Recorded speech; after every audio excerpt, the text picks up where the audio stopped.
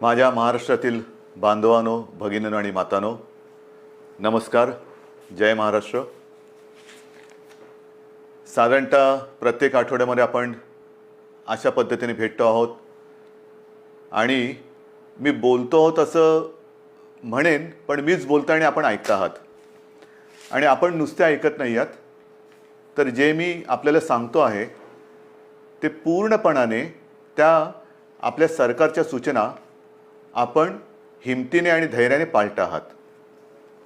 साहजिकच आहे, आज मी आपल्यासमोर येण्याचं कारण, आज 31 मे. लॉकडाऊन हा शब्द आता आपल्याला अंगवळणी पडलेला आहे. कदाचित ह्या काळामध्ये जन्माला येणारी बालकं ही कदाचित आईच्या ऐवजी लॉकडाऊन बोलायला पहिली सुरुवात करतील. म्हणजेच आयुष्याची सुरुवातच लॉकडाऊनमधून होते की काय, अशी परिस्थिती आहे. आज मी आपल्यासमोर आलो आहे, तो लॉकडाऊन शब्द हा कचऱ्याच्या टोपलीत फेकायला आलेला आहे. Mission begin again. पुन्हा एकदा आपण आपल्या आयुष्याची सुरुवात करतो आहोत. आणि आयुष्याची सुरुवात करताना लोकमान्य टिळकांचा तो किस्सा, ती आठवण ही मला आपल्याला सांगणं आवश्यक वाटतं. स्वातंत्र्याची लढाई जेव्हा सुरू होती, लढाईच होती ती, अर्थातच लढाई, मोठी लढाई. आणि लोकमान्य मंडालेच्या तुरुंगात किती वर्ष होते, कशा पद्धतीत होते, त्यांनी त्या तुरुंगात काय काय गीता रहस्य वगैरे या सगळ्या गोष्टी आपल्याला कल्पना आहे. पण सुटून आल्यानंतर त्यांना काही जणांनी विचारलं की आता पुढे काय, आणि त्यांनी सांगितलं पुनश्च हरिओम. पुनश्च हरिओम म्हणजे काय की पुन्हा एकदा आयुष्याला सुरुवात करतो आहे, लढाईला सुरुवात करतो आहे. तशीच आपली ही मिशन बिगिन अगेन, किंबहुना पुनश्च हरिओम सुरुवात करायची आता आपल्याला. ही सुरुवात करताना लॉकडाऊन करणं हा एक भाग झाला आणि सगळं हळूवार उघडणं हा दुसरा भाग झाला. म्हणजे लॉकडाऊन हे सायन्स असेल तर लॉकडाऊन उघडणं ही एक कला आहे किंवा आर्ट आहे. कसं काय उघडतोय आपण? पावसाळा तोंडावरती आहे. पावसाळा तोंडावरती आहे म्हटल्यानंतर पाऊस येऊन जातो, पडून जातो, अनेक ठिकाणी शेवाळ साचतं आणि शेवाळ समोर दिसल्यानंतर आपण आपलं पाऊल हे फार काळजीपूर्वक टाकतो. कुठे निसरडं नाही ना, कुठे घसरणार नाही ना, एकमेकाचा हात धरून चालतो, थोडासा आधार घेऊन चालतो की जेणेकरून आपलं पाऊल हे चुकता कामा नये आणि आपण घसरून पडता कामा नये. की तशीच पुढच्या आयुष्यातली पावलं ही आपल्याला अशीच तुम्हाला आणि मला, म्हणजे सरकारला आणि जनतेला, एकमेकाचा हात हातात धरून मजबूतीने टाकायचे आहेत. प्रत्येक पाऊल टाकताना कुठेही शेवाळावरती पाऊल नाही टाकत, केळीच्या सालावर पाऊल नाही टाकत. म्हणजे घाईघाई करून सटकून पडत तर नाही ना, पडणार तर नाही ना, या खबरदारीने आपल्याला पुढची वाटचाल करावी लागणार आहे. पावसाळ्याची सुरुवात म्हटल्यानंतर मी गेल्या आठवड्यामध्ये संपूर्ण आपल्या यंत्रणेची एक बैठक घेतली. त्याच्यामध्ये महसूल यंत्रणा, पोलीस यंत्रणा, आर्मी, नेव्ही, एअरफोर्स या सगळ्यांचे अधिकारी होते. आणि पाऊस म्हटल्यानंतर तुम्हाला कल्पना आहे, यावेळेचा पाऊस, त्याचा अंदाज हा सर्वत्र समाधानकारक किंवा सरासरी अथवा सरीपेक्षा थोडासा 19-20 असं सगळीकडे पडेल. म्हणजे एकूण समाधानकारक पाऊस पडेल असा अंदाज आहे. हा अंदाज आहे म्हटल्यानंतरही अनेकदा असं होतं की अचानक कुठेतरी ढगफुटी होते, पूर येतो. पूर परिस्थिती निर्माण झाल्यानंतर काय करायचं, त्याची सज्जता, ही सज्जता घेण्यासाठी ती बैठक होती. त्याही बाबतीत आपण सज्ज आहोत. कुठेही अशी आपत्ती येऊ नयेच, येणार नाहीच, पण आली तर आपण पूर्णपणे सज्ज आहोत. आणि ही सज्जता आपल्याला सांगत असताना उद्या 1 जून आहे. येत्या 2-3 दिवसातच आपल्या पश्चिम किनारपट्टीवरती चक्रीवादळ धडकण्याचा धोका आहे. चक्रीवादळ, मला खात्री येणार नाही, माझी तशी प्रार्थना आहे, माझा आत्मविश्वास आहे. आणि चक्रीवादळ आपल्या पश्चिम किनाऱ्यावरती येणार नाही ही खात्री जरी असली तरी देखील यंत्रणा मात्र आपली सज्ज ठेवलेली आहे. यंत्रणा सज्ज आहे. पश्चिम किनारपट्टी म्हणजे माझ्या सिंधुदुर्गापासून ते मुंबईपर्यंत आणि हा सगळा किनारपट्टा जो आहे, इथल्या सर्व लोकांना मी सांगतो आहे की आपण सुद्धा सज्ज राहा. असंही आतापर्यंत आपण घराबाहेर पडलेलो नाहीच आहोत, पण खास करून माझ्या मच्छीमार बांधवांना सांगतोय की तुम्ही येत्या एक 4-5 दिवसात समुद्रात जाऊ नका. कारण ते वादळ घोंगावत आहे, कुठे जाईल कसं जाईल दिशा अजून ठरलेली नाही आहे. आपल्या दिशेने येत आहे, ती दिशा बदलून ते दुसरीकडे जाऊही शकेल आणि ते जाईलही नक्की. पण आपण मात्र सज्ज राहिलं पाहिजे. आणि ही खात्री बाळगल्यानंतर, खात्री एक सज्जता आपली घेतल्यानंतर, दाखवल्यानंतर पुनश्च हरिओम म्हणजे काय, कारण केंद्र सरकारने त्यांची सूचनावली दिलेली आहे, काय काय करायचं काय करायचं नाही आणि कुठे कुठे कसं कसं काय काय आहे. पहिल्या प्रथम मी आपल्याला सांगू इच्छितो की कोरोनासोबत जगायला शिका, कोरोनाचा मुकाबला करता करता जगायला शिका. हे आत्तापर्यंत आपल्याला सगळ्यांना सल्ले देण्यात आलेले, सगळ्यांकडनं मी पण ऐकतोय, आपणही ऐकताय. पण हे ऐकताना जे मी यापूर्वी आपल्याला सांगितलेलं आहे की बाहेर पडताना तोंडावरती मास्क हा अनिवार्य आहेच, नक्कीच आहे. तोंडावरती मास्क लावणं अत्यंत अत्यंत गरजेचं आहे. हात सतत धुत राहणं हे फार महत्त्वाचं आहे. उगाच इकडे तिकडे जाताना कारण नसताना कुठेही हात लागला आणि कंटाळा आला म्हणून मास्क काढला आणि तोंडावरती हात फिरवला, डोळ्याला हात लागला, तोंडाला हात लागला, मग 24 तास तुम्ही मास्क लावला आणि 5 सेकंद मास्क काढून तो हात न धुता तुम्ही तोंडाला लावला तर 24 तास मास्क लावण्याचा काही परिणाम होणार नाही. तुम्हाला संसर्गापासून जर का जपायचं असेल तर नुसतं मास्क लावणं नाही, तर कुठेही हात लावल्यानंतर किंबहुना तोंडाला हात लावू नका, चेहऱ्याला हात लावू नका. हा पहिला नियम, हा पुढचे काही काळ किंबहुना पुढच्या आयुष्यात आपल्याला अत्यंत काटेकोरपणाने पाळावंच लागणार आहे. बाहेर पडताना सुद्धा आपण टप्प्याटप्प्याने पडतो आहोत. अनेक जणांना घाई झालेली आहे, मला कल्पना आहे. आता काय झालं ना, आता उघडा ना, आता उघडा ना, उघडतो ना, हळूहळू करू ना आपण सगळ्या काही गोष्टी. ह्या सगळ्या गोष्टी इतर देश काय करतायत? काही देशांनी लॉकडाऊन केलाच नव्हता, टाळेबंदी केलीच नव्हती. त्यांची काय स्थिती आहे तेही आपण बघतो आहोत. काही जणांनी लॉकडाऊन केला, तो उठवला, उठवल्यानंतर तिकडे काय परिस्थिती निर्माण झाली तेही आपण बघतो आहोत. कालच मी एक बातमी पाहिली की एका देशाने शाळा सुरू केल्या आणि त्या पुन्हा बंद करावं लागल्या. म्हणजे थोडीशी उघडझाप ही सगळीकडे चाललेली आहे. मला असं वाटतं आपण उघडझाप नाही करायची. आपण एकदा जी गोष्ट आपण चालू करू ती सुरूच ठेवायची. आणि तेवढी शिस्त, तेवढा संयम हा आता गेल्या 2 महिन्यात आपल्याकडे आलेला आहे. स्वयं शिस्त म्हणा किंवा एक जिद्द म्हणा, ही आपल्या अंगी आपण आणलेली आहे. जी गोष्ट आपण ज्याची सुरुवात करू ती पुन्हा बंद करण्यासाठी नाही, अजिबात नाही. आणि म्हणून मला असं वाटतं की हा एक वादळाचा धोका आहे, तो किनारपट्टीला आहे. त्या किनारपट्टीमध्ये आपण दक्षता तर घेतोच आहोत, पण इतरत्र संपूर्ण महाराष्ट्रामध्ये 3 तारखेपासून आपण थोडेसे हातपाय हलवायला सुरू करूया. एक हातपाय हलवायला सुरू करूया. हातपाय हलवायला सुरुवात करायची म्हणजे काय करायचं, तर अनेक जण हे सकाळी फिरायला जातात, चालायला जातात, संध्याकाळी जातात. काही माझी तरुण युवक मुलं ही व्यायाम करतात, आउटडोअर व्यायाम, आउटडोअर. अजूनही जिम, स्पा ह्यांना आपण चालू करायला परवानगी दिलेली नाही. जिथे गर्दी होऊ शकेल त्या गर्दीला परवानगी अजूनही दिलेली नाही. कोणत्याही सभा समारंभ आणि एकत्रित येण्याला परवानगी नाही. आणि म्हणून मी आपल्याला सांगतोय की बाहेर फिरताना सुद्धा आपण अंतर ठेवून फिरायचं आहे. एकमेकापासून जेवढं अंतर ठेवू ते अंतरच आपल्याला ह्या कोरोनापासून अंतर ठेवायला मदत करणार आहे. त्याच्यामुळे बाहेर पडल्यानंतर अनेक दिवसानंतर आपले आप्तेष्ट भेटतील, मित्रमंडळी भेटलीच पाहिजेत. नाही भेटून चालणार कसं, भेटलीच पाहिजेत. पण भेटल्यानंतर एका अंतरावरून आपण त्याच्याशी हाय हॅलो करा, नमस्कार वगैरे करा. जास्त गप्पा टप्पामध्ये एकत्रित येऊन रंगून जाऊ नका, दंगून जाऊ नका, कारण अजूनही ती वेळ आलेली नाही. ही आता पहिल्यांदा आपण एक ट्रायल करतो आहोत, ट्रायल घेतो आहोत. 3 तारखेपासून याची सुरुवात करतो आहोत. 5 तारखेपासून आपण असा एक निर्णय घेतोय की आजपर्यंत सगळे व्यवहार आपले ठप्प होते, सगळी दुकानं आपली हे आपण बंद ठेवली होती. आता आपण काय करतोय, शहरं जी आहेत, लहान मोठी शहरं आहेत, तिकडे रस्त्याच्या दुतर्फा असलेली जी दुकानं आहेत, म्हणजे याही बाजूला दुकानं आहेत, याही बाजूला दुकानं आहेत, आपण 5 तारखेपासून सुरुवातीला एका बाजूची दुकानं उघडायची, मग ती एकदा झाल्यानंतर ह्या बाजूची, असं अल्टरनेट एक करत अंदाज घेणार की कशा पद्धतीने आपण सुद्धा ही सवय अंगी बांधवून कसं काम करत आहात. गर्दी अजिबात करायची नाही, कारण यापूर्वी सुद्धा आपण थोडे प्रयोग केले. ही जी झुंबड उडाली, नाईलाजाने आपल्याला ते बंद करावं लागलं. यापुढे ह्या गोष्टी होता कामा नयेत. ह्या गोष्टी टाळूनच आपण जे सुरू करू ते सतत आणि कायमचं सुरूच ठेवू. एक वेगळा आदर्श महाराष्ट्रापासून देशाने आणि जगाला घेतला पाहिजे की बघा महाराष्ट्र किती शिस्तबद्ध आहे. किती शिस्तबद्ध आहे. याने एकदा सुरू केलं, कदाचित इतरत्र ते बंद झालं असेल, पण महाराष्ट्राने नाही बंद होऊ दिलं. एवढा विश्वास माझा तुमच्यावरती आहे.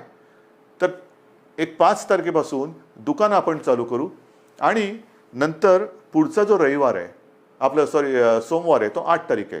या 8 तारखेपासून आपण आपले कार्यालय सुरू करतो आहोत. कार्यालय सुरू करतो. तुम्हाला मी मंत्रालयाचं उदाहरण दिलं. सुरुवातीला मंत्रालय सगळं बंद करत असताना 50%, 25%, 5%, मध्ये एक काळ तर असा आला की 100% बंद करावं लागलं. मग हळूहळू पुन्हा 5%वर आणलं. आता आपण आपली ऑफिसेस जे आहेत त्या ऑफिसेसमध्ये आपल्या कर्मचाऱ्यांची संख्या ही साधारणतः 10% उपस्थितीवरून सुरू करू. एक 10% उपस्थितीने सुरू करू. त्याला काय आपल्याला अनुभव येतोय? केसेस वाढत आहेत का? कारण आत्ता आपण या काळामध्ये जे सुरू करतो आहोत तो खास करून आपला, मी मागेही आपल्याला सांगितलं होतं, कुठेतरी ज्याला आपण पीक म्हणतो म्हणजे सर्वोच्च बिंदू, त्याच्या एकतर जवळ जातो आहोत किंवा त्याच्यावरती आलेलो आहोत. ज्या केसेस वाढत आहेत, ज्या पद्धतीने त्या वाढलेल्या आहेत त्या बघितल्यानंतर आपण या पीकच्या जवळ किंवा त्या पीकवरती आहोत, म्हणजे त्या टिपेला पोचतो आहोत आपण किंवा पोचलेलो आहोत. काही काळ आता हा जो केसेस येण्याची संख्या जी आहे ही साधारणतः अशीच थोडीशी वरती खाली होत नंतर हळूवारपणाने एक आणखीन 8-15 दिवसानंतर ती खाली उतरायला लागेल. ही खाली उतरेल केव्हा उतरेल? जर आपण ही सगळी बंधनं पाळली तर. पुन्हा एकदा मी आपल्याला सांगतो की बाहेर पडताना आवश्यक ज्यांना नाही त्यांनी घराबाहेर पडू नका. विशेषतः जे आपले ज्येष्ठ नागरिक आहेत आणि ज्यांना खास करून मधुमेह, रक्तदाब, इतर काही व्याधी किंवा दुर्दैवाने आजार किंवा काही विकार असतील त्यांनी घराबाहेर पडू नये. कारण हा जो विषाणू आहे तो या पद्धतीच्या ह्या वयोगटाच्या आणि या वर्गातल्या नागरिकांवरती फार घातक परिणाम करतोय. ज्या ज्या काही गोष्टी आपण बघतो आहोत गंभीर गंभीर गंभीर म्हणतोय त्याच्यामध्ये ह्या वर्गातली लोक म्हणजे ज्याला हाय रिस्क ग्रुप ज्याला म्हणतो आपण त्या वर्गातली लोक किंवा नागरिक हे त्याला जास्त त्याचा प्रादुर्भाव हा अतिशय गंभीरतेने होतोय, घातक ठरतोय तो. म्हणून साधारणतः 55 ते 60च्या वरच्या नागरिकांनी आणि ज्यांना ह्या काही विकार किंवा काही आजार आहेत त्यांनी घराबाहेर पडता कामा नये. हे जरी घरात राहिले तरी मग प्रश्न येतो जे घराबाहेर पडणार आहेत साधारणतः मध्यमवयीन किंवा युवा, त्यांनी घराबाहेर पडल्यानंतर घरात गेल्यानंतर आपल्याला ज्येष्ठ आपले माता पिता आहेत, आई वडील आहेत, आजी आजोबा असतील, आणखीन कोणी ज्येष्ठ आपले नातेवाईक असतील, त्यांना आपल्याकडनं अनावधानाने सुद्धा हा संसर्ग होऊ द्यायचा नाही आहे. त्यानंतर ते घरात राहणार आहेत, आपण घराबाहेर जाणार, फिरणार आणि व्हायरस घेऊन घरात येणार. तर कृपा करून आपल्याकडनं अनावधानाने सुद्धा हा संसर्ग आपल्या वडीलधाऱ्यांना होणार नाही याची काळजी घ्या. घरात आल्याबरोबर आपले कपडे म्हणा किंवा आपण स्वच्छ हातपाय धुवून आंघोळ करून आणि एक अंतर ठेवून त्यांच्यासोबत राहिलं पाहिजे. कोणालाही कुठलंही लक्षण आढळलं, कारण याची लक्षणंसुद्धा मी आपल्याला सांगितलेली आहेत. सर्दी खोकला, कारण आता पावसाळा आलेला आहे, पावसाळा आला, सर्दी खोकला, ताप, थोडंसं थकवा, तोंडाची चव जाणं, नाकाचा वास जाणं, ही जी काही अशी लक्षणं आहेत ही लक्षणं आढळली तर ताबडतोब आपल्या डॉक्टरना किंवा दवाखान्यात तिकडे तुम्ही जायला पाहिजे. लक्षणं वेळेत ओळखून जर आपण उपचार सुरू केले तर बरे होणाऱ्यांची संख्यासुद्धा खूप आहे, मोठी आहे संख्या. म्हणजे ती संख्या जर का मी तुम्हाला सांगितली तर एक दिलासादायक नक्कीच ती संख्या आहे. आत्तापर्यंत आज महाराष्ट्रामध्ये केसेस किती आहेत? महाराष्ट्राचा विचार केला तर साधारणतः 65,000 केसेस आहेत. 65,000 केसेस. पण या 65,000 केसेस कशा आहेत? ह्या आपला पहिला रुग्णसुद्धा याच्यात धरला जातोय. म्हणजे हे गेल्या वेळेला मी आपल्याला सांगितलं होतं की सुरुवातीला ज्याच्यामुळे कळलं की कोरोना आपल्या शहरामध्ये किंवा आपल्या राज्यामध्ये आलेला आहे तो रुग्ण आज बरा होऊन घरी पण गेला, कधीच गेला, पण तरीसुद्धा तो पहिला रुग्ण ह्या 65,000 धरला जातो. हे चूक आहे, ही चूक आहे. आणि तसं जर बघितलं तर आत्तापर्यंत 65,000मधून 28,000च्या आसपास हे रुग्ण बरे होऊन खडखडीत बरे होऊन घरीसुद्धा गेलेले आहेत. 28,000च्या आसपास. काही दुर्दैवाने जे काय मृत्यू घडले तोही आकडा आहे. पण ह्या आता जे आपल्याकडे रुग्ण ज्यांना म्हणतो म्हणजे ॲक्टिव्ह केसेस जे पॉझिटिव्ह आहेत त्याच्यामध्ये आजचा आकडा आहे साधारणतः 34,000 आहे. या 34,000मध्ये साधारणतः 24,000 रुग्ण हे असे आहेत की त्यांना कोणतीही लक्षणं नाहीत, त्यांना कोणत्याही औषधोपचाराची आज गरज नाही, ते आपल्या क्वारंटाईनमध्ये आहेत, काही पॉझिटिव्ह असल्यामुळे आयसोलेशनमध्ये आहेत. पण या 24,000मध्ये सुद्धा साधारणतः मध्यम ते थोडी तीव्र अशा लक्षणाचे आपल्याकडे साधारणतः 9,500 आहेत. म्हणजे महाराष्ट्राची परिस्थिती हाताबाहेर गेली, मुंबईमध्ये सगळी वातात लागलेली आहे, लष्कराला बोलवा, राष्ट्रपती राजवट लावा, त्यांना म्हणे हे आकडे बघा, हे आकडे बघा ना, हे आकडे बोलके आहेत. हे का आपण करू शकलो? 9,500 यांना साधारणतः मध्यम ते तीव्र लक्षणं आहेत आणि त्याच्यापैकी साधारणतः 1200 जणं मात्र हे थोडे गंभीर आहेत. त्याच्यापैकी 200 जणं हे व्हेंटिलेटरवरती आहेत.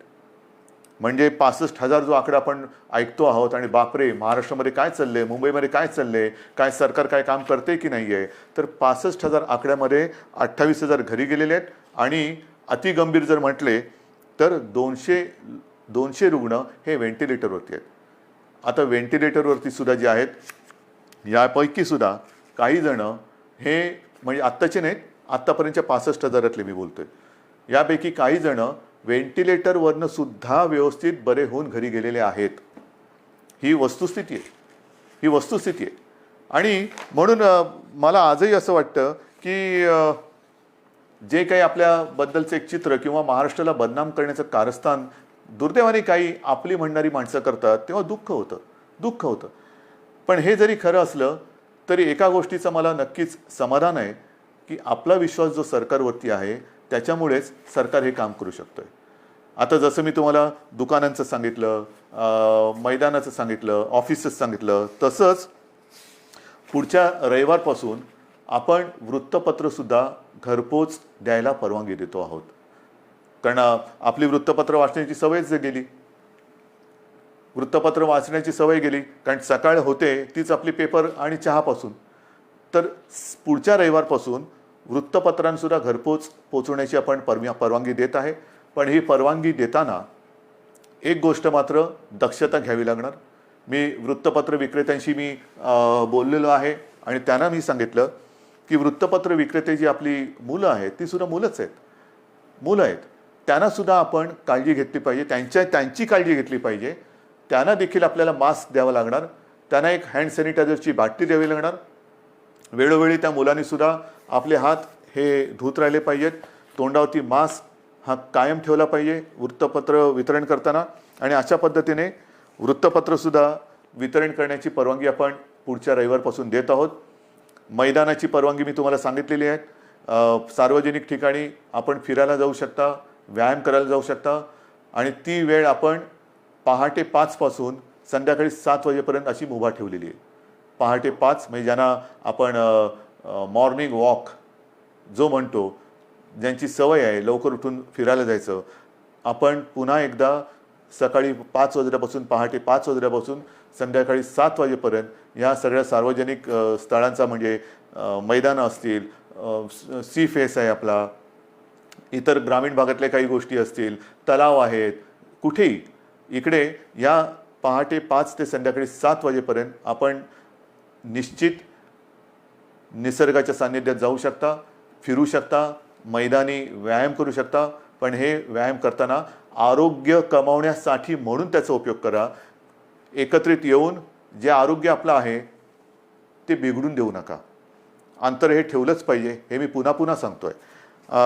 हे झाल्यानंतर मग जे काही आकडे मी तुम्हाला सांगणार आहे ते आकडे ह्याची थोडीशी तुम्हाला कल्पना असायला पाहिजे की नेमकं सरकारने आत्तापर्यंत केलेलं काय आहे, काय करते सरकार, किती आपल्याकडे व्यवस्था आहे.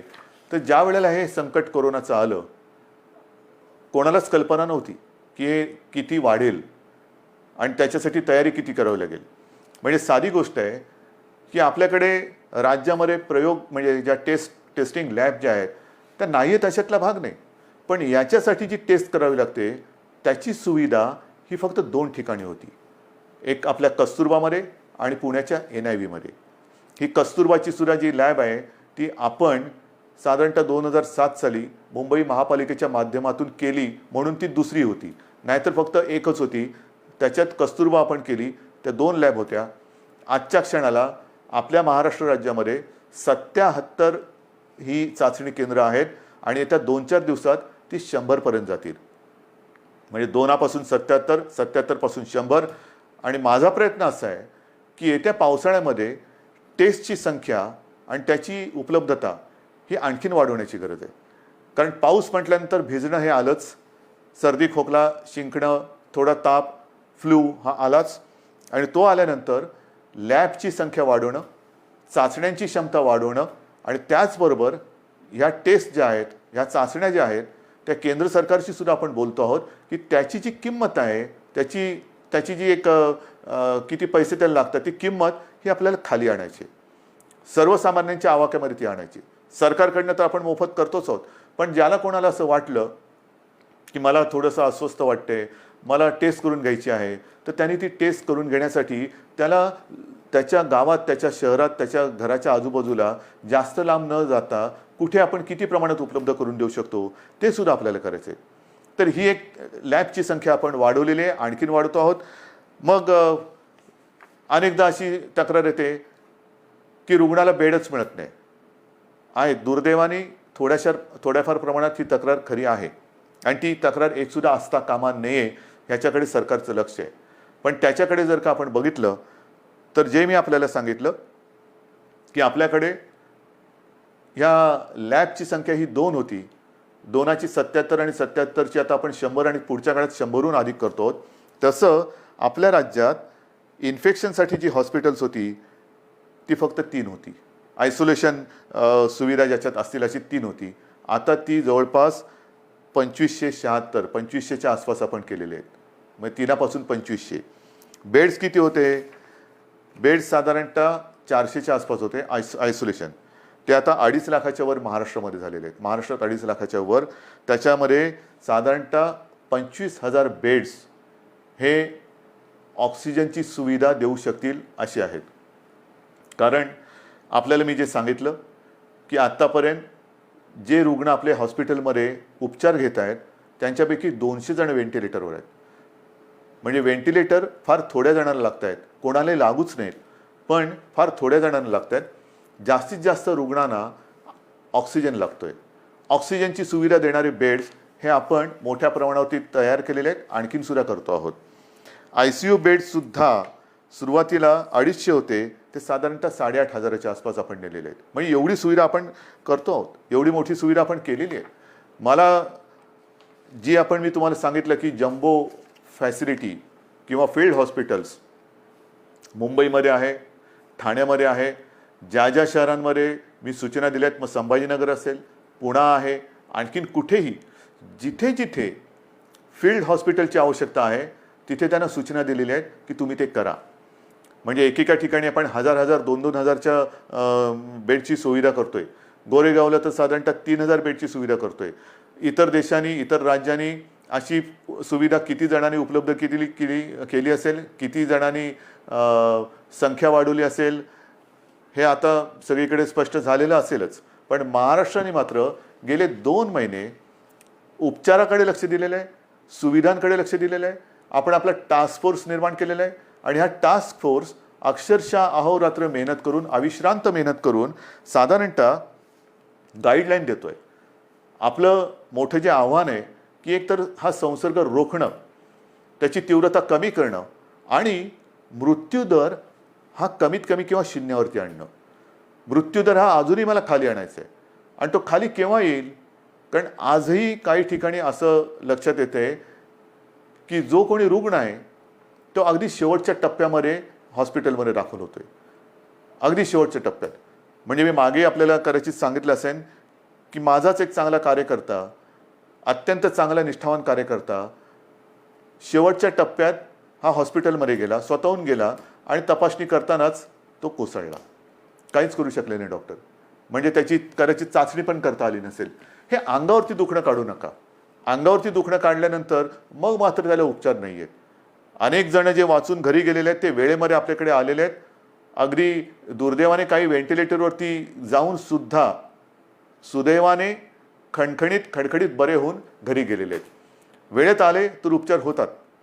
आता मी मागे सारखं मागे बोलतो, कारण या काही दिवसात एवढ्या जणांशी मी बोलतोय की नेमकं तुमच्याशी बोललो का इतराशी कोणाशी बोललो हे लक्षात येत नाही.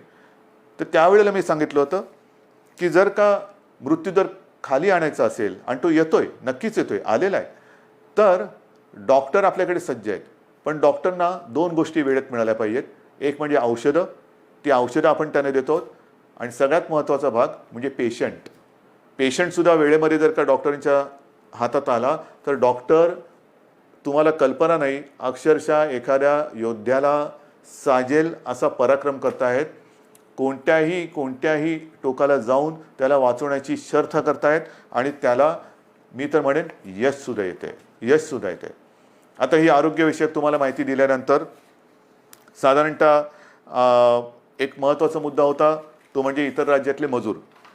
या मजुरांना सुद्धा आपण आत्तापर्यंत 12 लाख, किंबहुना त्याच्याहून जास्त असेल, माझ्याकडे आकडा आहे माझ्याकडे, 12 लाखापेक्षा नाही, हे बघा, सुमारे 16 लाख मजुरांना रेल्वे आणि बसेसने आपण इतर राज्यात सोडलेली.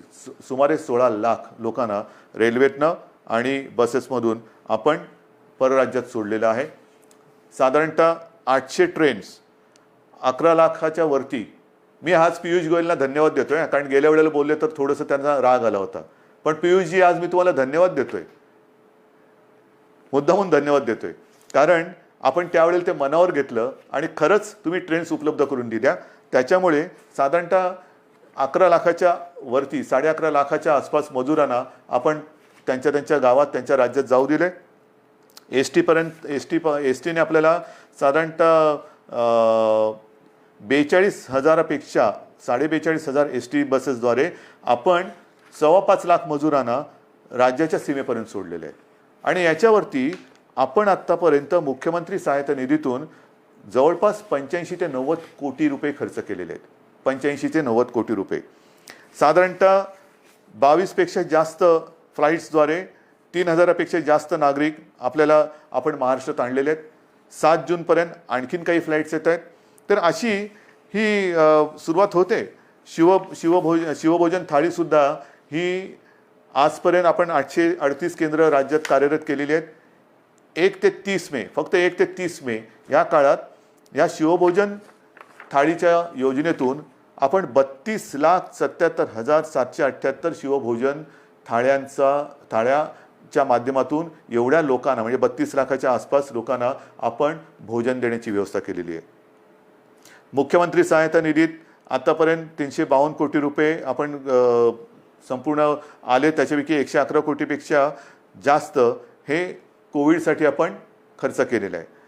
या सगळ्या गोष्टी चालू आहेत. उद्योगधंदे सुरू होत आहेत. 7.5 लाखापेक्षा जास्त मजूर हे कामावरती आलेले आहेत. उद्योगांना तर आपण परवानगी दिलेली आहे. आणखीनही उद्योग आपण सुरू करतो आहोत. आता हे सगळं सुरू करत असताना जसा पावसाळा सुरू होतो आहे तसंच आपलं शैक्षणिक वर्ष सुरू होतं आहे. शाळा कशा सुरू करायच्या, कॉलेजेस कशी सुरू करायची, विशेषतः विद्यापीठांच्या परीक्षांचं काय करायचं, अंतिम वर्षाची परीक्षा घ्यायची नाही घ्यायची, कधी घ्यायची, सगळ्याचा विचार सुरू आहे. पहिल्यांदी कॉलेजच्या विद्यापीठाच्या अंतिम वर्षाच्या परीक्षेबद्दल मी बोलतो. कालसुद्धा मी त्याच्याबद्दल कुलगुरूंची एक बैठक घेतली. विभागवार सगळ्या कुलगुरूंची मतं मी आजमावून घेतली. सगळ्यांचं मत एक आहे, परीक्षा घ्यायची असेल तर तातडीने परीक्षा घेण्यासारखी आजची परिस्थिती नाही आहे. कारण ते कुलगुरू जरी असले, मी मुख्यमंत्री जरी असलो, तरी आमच्यातला पालक हा आजही जिवंत आहे. अनेक पालकांची एक चिंता आहे की कोविड सगळीकडे, कारण थोडाफार आता आपल्या राज्यामध्ये सुद्धा तो हळूवार पसरलेला आहे. आटोक्यात तर नक्की आणू आपण, पण तो पसरत असताना आमच्या मुलांना आम्ही परीक्षेला पाठवावं का? काही लाख विद्यार्थी हे परीक्षेसाठी एकत्र येणार, किती अंतर ठेवणार, पेपर कसे वाटणार, पेपर तपासणार कसे, मग काय करायचं? म्हणून आपण सगळ्यांनी मिळून एक असा तोडगा काढलेला आहे की अंतिम वर्षाच्या ज्या परीक्षा आहेत त्या परीक्षा घेण्यापूर्वी एक असा मुद्दा आला, आणि मला असं वाटतं तो बरोबर आहे. आपण एक निर्णय असा घेतलेला आहे की साधारणतः जेवढे सेमिस्टर झालेले आहेत त्यांची सरासरी काढून त्या विद्यार्थ्यांना मार्क्स द्यायचे आणि त्या विद्यार्थ्यांना तसं पास करायचं. कारण साधारणतः गेले किती सेमिस्टर झाले असतील, किती वर्षाचे झालेत, ते एक सरासरी काढली तर आपण त्या सरासरीचा विचार करू शकतो आणि ते ॲग्रिगेट करून त्यांना पास करायचं, की जेणेकरून त्यांचं आयुष्य थांबणार नाही. परीक्षा कधी घेणार? जूनमध्ये घेऊ शकतोय? नाही. जुलैमध्ये घेता येईल? सांगता येत नाही. ऑगस्टमध्ये येईल? कल्पना नाही. मग कधी घेणार आपण परीक्षा?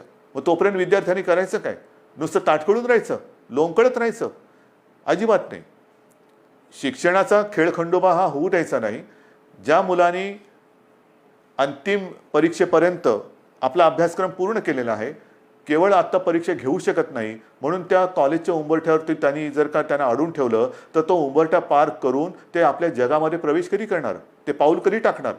म्हणून आपण असं ठरवलेलं आहे की या विद्यार्थ्यांना जेवढी सेमिस्टर झालेत त्याची सरासरी करून मार्क्स देऊन पास करायचं. आणि पास केल्यानंतर जर का कोणाला असं वाटत असेल की ठीक आहे रे, पण मला अजूनही मी मार्क्स मिळवू शकत होतो, जर परीक्षा झाली असती ना तर मी आणखीन चांगले मार्क्स मिळवू शकलो असतो, ठीक आहे, तुम्हालाही आपण संधी देतो. साधारणतः एक अंदाज घेऊन ऑक्टोबर असेल, नोव्हेंबर असेल किंवा सप्टेंबर असेल, आपण बघूया. पण ज्यांना जर का वाटत असेल की मी परीक्षा पण मला द्यायची होती कारण मी अधिक मार्क कमवू शकत होतो, तर आपण त्यावेळेला परीक्षा घेऊन ज्यांना परीक्षेला बसून अधिक मार्क्स मिळवण्याची जर का त्यांची इच्छा असेल तर त्यांच्यासाठी सुद्धा परीक्षा घेण्याची आपण एक तयारी ठेवतो आहोत. तूर्त त्यांना आपण पुन्हा एकदा सांगतो, जेवढे सेमिस्टर झालेत ते ॲग्रिगेट करून त्यांना मार्क देऊन आपण त्यांना त्यांच्या आयुष्यामध्ये पाऊल टाकायला आपण संधी देत आहोत. ज्यांना परीक्षा द्यायची असेल त्यांच्यासाठी जेव्हा आपण घेऊ शकतो परीक्षा त्यावेळेला परीक्षेची सुद्धा सोय करतो आहोत. म्हणजे त्यांना एकदा या टेन्शनमधून आपण मोकळं करतो आहोत. मग राहता राहिला प्रश्न, अंतिम परीक्षा तुम्ही निर्णय दिलात, पहिलं वर्ष सुरू कसं करणार? पहिलं वर्ष सुरू करणार, पहिली कशी सुरू करणार? विद्यापीठ झालं, शाळेतल्या पहिलीची सुरुवात कशी करणार? कारण शैक्षणिक वर्ष सुरू होते. आज सुद्धा जसं कॉलेजच्या विद्यार्थ्यांचा जसा प्रश्न आहे, शाळेच्या विद्यार्थ्यांचा प्रश्न आहे. शाळा आपण सुरू करायच्या का? काही ठिकाणी तर शाळा आपल्याला नाईलाज म्हणून क्वारंटाईनसाठी वापरावं लागल्यात. त्या करता येतील, त्या सगळे ते क्वारंटाईनमधली व्यवस्था दुसरीकडे करून निर्जंतुकीकरण करून पुन्हा एकदा शाळा सुरू करू शकतो आपण. पण ह्या जर का शाळा सुरू केल्या तर मी सुरुवातीला जे आपल्याला सांगितलं, काही देशांमध्ये सुरू केलेल्या शाळा ह्या बंद कराव्या लागल्या. मला आता काही बंद नाही करायचे. आणि त्याच्यासाठी जसं मी आता लॉकडाऊन शब्द बाजूला ठेवून मिशन बिगिन अगेन किंवा पुनश्च हरिओम म्हणतो आहे, तसं शाळा कधी सुरू होणार पेक्षा शिक्षण कसं सुरू करायचं. शाळा हे एक माध्यम आहे. शाळेत सगळे विद्यार्थी येतात, शिक्षक त्यांच्या समोर असतात. आज देखील ग्रामीण भागामध्ये आपल्याला ऑनलाईन शिक्षण याची सुविधा आपण देऊ शकत नाही आहोत. मग काही जणांनी आजच दुपारी मी मोठ्या शिक्षण तज्ज्ञांची एक बैठक घेतली. अनेक जणांनी हे सगळे पर्याय सांगितले की आमच्याकडे शाळा सुरू करू शकतो कारण ग्रामीण भागामध्ये आम्ही हे करू शकतो. काही जणांनी सांगितलं शाळेमध्ये सुद्धा एक दिवसाआड शाळा सुरू करायची का? काही जणांनी सांगितलं आम्ही ऑनलाईन शिक्षण तर आधी सुरू केलेलंच आहे. मी त्यांना असंच म्हटलं की शाळा सुरू करण्यापेक्षा शिक्षण सुरू करायचं आहे. जर आपल्याला ग्रीन झोनमध्ये किंवा जिथे प्रादुर्भाव नसेल, अत्यंत सुरक्षित सगळं अंतर वगैरे ठेवून ग्रामीण भागात शाळा सुरू करू शकत असू, तिकडे पूर्ण खबरदारी घेऊन आपण शाळा सुरू करू शकतो का? ही शक्यता मला काही दिवसात सांगा. शहरांमध्ये ऑनलाईन शिक्षण हे कसं सुरू करायचं त्याच्यावरती आपण विचार सुरू केलेला आहे. ऑनलाईनमध्ये मग काही मोबाईल कंपन्यांशी आपण बोलू की काही डेटा तुम्ही कसा देऊ शकता आम्हाला, टी व्हीद्वारे कसं आपण देऊ शकतो, रेडिओच्या माध्यमातून कसं करू शकतो, ई लर्निंग म्हणजे SD कार्ड देऊन आपण कसं सुरू करू शकतो, लॅपटॉप किंवा टॅब, ज्यांच्याकडे लॅपटॉप आहेत त्यांच्याकडे टॅब आहेत, ज्यांच्याकडे काही फोन आहेत त्याच्यात SD कार्ड टाकून ई लर्निंगद्वारे सुरू करू शकतो का? आठवड्यातून शाळेमध्ये किती दिवस येऊ शकतो? शाळेचं निर्जंतुकीकरण वगैरे ती जबाबदारी सरकारची, त्याच्यात तुम्ही काळजी करू नका. स्वच्छता राखणे ही जबाबदारी सरकारची. पण खरंच शहरांमध्ये आपण शाळा सुरू करू शकतो का? आणि सुरू करू शकत नसू तर ऑनलाईन पद्धतीने शिक्षण आपल्याला सुरू करायला पाहिजे. थोडक्यामध्ये जिथे जिथे ऑनलाईनने आपण सुरू करू शकतो तिथे ऑनलाईनने शिक्षण सुरू करू. जिथे आपण शाळा सुरू करू शकत असू तिकडे शाळेतनं शिक्षण सुरू करू. जिथे आपल्याला वाटत असेल की समजा आपल्याला SD कार्ड देऊन आणखीन काय करून शिक्षण सुरू करायचं असेल तर तेही करू शकतोय. येत्या काही दिवसात त्याच्यावरती आपण ठोस निर्णय घेऊ. शिक्षण सुरू झालंच पाहिजे. पण मला असं वाटतं की कोरोनाने आपल्याला नक्कीच काही काही गोष्टी शिकवलेल्या आहेत. तरुणांनी आपल्या स्वतःकडे बघायला हे नक्कीच शिकवलेलं आहे. स्वतःकडे पाहायला शिकवलं आहे, आपल्या कुटुंबाकडे पाहायला शिकवलेलं आहे, आपल्या मुलांकडे, मग शिक्षणाकडे, आरोग्याकडे. आजपर्यंत कदाचित आरोग्य असेल आणि शिक्षण असेल यांना तेवढं प्राधान्य दिलं गेलं नसेल कदाचित. पण मला असं वाटतं की पुढचं आयुष्य जगताना जर आपण जीवनावश्यक वस्तू आणि जीवनावश्यक काही गोष्टी ह्या अशा संकटाच्या काळातही बंद होऊ न देता चालू ठेवल्या, तसंच शिक्षणसुद्धा किती मोठं संकट आलं तरी देखील कसं सुरू ठेवता येईल त्याच्याकडे आता आपल्याला लक्ष देण्याची गरज आहे. आरोग्य सुविधासुद्धा मोठ्या प्रमाणात वाढवण्याची गरज आहे. जसं आपण इकडे विशेषतः मुंबईपासून सुरुवात केली आपण, field hospitals, Bandra Kurla complex असेल, वरळीचे एक्झिबिशन ग्राउंड आहे, तिकडे मोठी फील्ड किंवा जम्बो फॅसिलिटी म्हणून हॉस्पिटल्स उभारली. मी असं ठरवलेलं आहे, आपल्या सरकारने असं ठरवलेलं आहे की येत्या काळात आरोग्याला प्राधान्य द्यायचं, शिक्षणाला प्राधान्य द्यायचं. शहरांमध्ये म्हणजे ग्रामीण भागामध्ये सुद्धा, ग्रामीण भागातली छोटी मोठी शहरं आहेत त्या शहरांमध्ये त्या जिल्ह्यांच्या आवश्यकतेनुसार इन्फेक्शन हॉस्पिटल्स, जी इतर वेळेला तिकडे काही कार्यक्रम चालतील, जसं वरळीचं आपलं गोरेगावचं एक्झिबिशन ग्राउंड आहे, तिथे इतर काही कार्यक्रम चालतात. वरळीला डोम आहे, इतर वेळेला इतर काही कार्यक्रम चालतात. ते कार्यक्रम चालू ठेवायचे, पण हॉस्पिटलची सुविधा ही तिकडे सज्ज ठेवायची. जर गरज लागली तर तिथे 2 ते 3 दिवसात हॉस्पिटल उभारता आलं पाहिजे. उभारता म्हणजे सगळ्या सुविधा ज्या आहेत, म्हणजे बेड्स या सगळ्या पटपट मांडून हॉस्पिटल सुरू होईल. इतर वेळेला लग्नसराई असेल, प्रदर्शनं असतील, कृषीची प्रदर्शनं असतील, इतर काही कार्यक्रम असतील, सभा समारंभ असतील, त्याच्यासाठी ते वापरले जातील. पण आरोग्य सुविधा मात्र जेव्हा गरज लागेल तिथे कमीत कमी वेळेत त्या आपल्याला उपयोगात आणता येतील अशा पद्धतीने राज्यभर आरोग्य सुविधासुद्धा आपण निर्माण करणार आहोत. एकूणच जे मी आपल्याला सुरुवातीला बोललो होतो की आपण खबरदारी घ्या, आम्ही जबाबदारी घेतो. आता खबरदारी आणि जबाबदारी दोन्ही एकत्र करण्याची वेळ आलेली आहे. जबाबदारी सरकारने घेतलेली आहे, खबरदारी आपण घेतलेली आहात. आता खबरदारी आणि जबाबदारी संपूर्ण वाट आपली ही असं समजा की निसरडी आहे. एकमेकाचा हात हातात धरून दोघांनाही कुठे धोका होणार नाही. म्हणजे सरकारला तसं नाही, सरकार तसं पडूच शकत नाही. तुम्ही सोबत असल्यानंतर तसं सरकार कोणी पाडू शकत नाही. मला सरकारची चिंता नाही आहे. पण आयुष्यात कुठेही आपल्याला घाईघाई करून घाईगर्दीने आपलं पाऊल चुकता कामा नये, पाऊल घसरता कामा नये. याची खबरदारी घेऊन जे करू ते ठामपणाने करू आणि जे करू ते पुन्हा बंद कधी करणार नाही या आत्मविश्वासाने एक एक पाऊल पुढे टाकत जाऊ. Mission begin again. पुनश्च हरिओम. जय हिंद, जय महाराष्ट्र.